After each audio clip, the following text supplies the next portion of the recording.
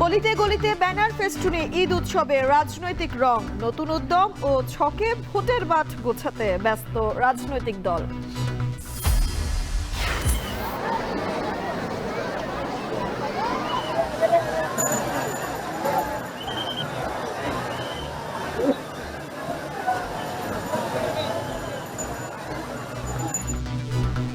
সারা দেশে বিনোদন কেন্দ্রে উপচে পড়া ভিড়, চিড়িয়াখানা, সমুদ্র সৈকত সহ সবখানেই ঈদ উদযাপনের রেশ। আব্বুর সাথে আসছি, অনেক কিছু দেখেছি, হাতি, বাঘ, ভাল্লুক। খুবই ভালো, মানে খুব মজা পাচ্ছি। পরিষ্কার পরিচ্ছন্নতা আরেকটু হতো তাহলে অনেক ভালো লাগতো এখানে। এখনো রাজধানী ছাড়ছেন নগরবাসী, প্রিয়জনের সঙ্গে ঈদ কাটিয়ে ফিরছেন অনেকে, ফাঁকা থাকায় প্রশান্তির খোঁজ। ফাঁকা ঢাকা সবসময় ভালো লাগে, এই ফাঁকা তো আসলে সবসময় পাওয়া যায় না। যেহেতু আমার বাসা মহাখালীতে, সেইখান থেকে এখানে আসছি খুব তাড়াতাড়ি।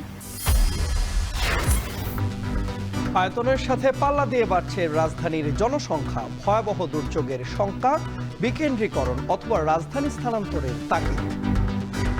মূল সেন্ট্রাল ঢাকাকে চতুর্পাশে কিভাবে পরিকল্পিত নগরায়ণ করা যায়, সাভার, কেরানীগঞ্জ, এদিকে রূপগঞ্জ, এগুলিকে কানেক্ট করে তাহলে ঢাকামুখী স্রুটটাকে বিভিন্ন দিকে সেন্ট্রালাইজ তৈরি করা যায়।